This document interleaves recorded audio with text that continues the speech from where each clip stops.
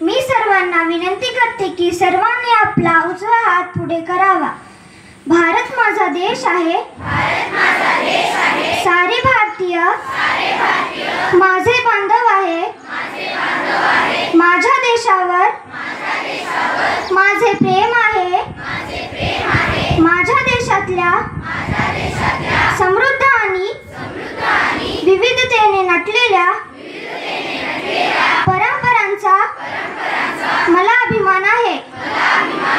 त्या परंपरांचा पायी होण्याची पात्रता माझ्या अंगी यावे म्हणून मी सदैव प्रयत्न करीन.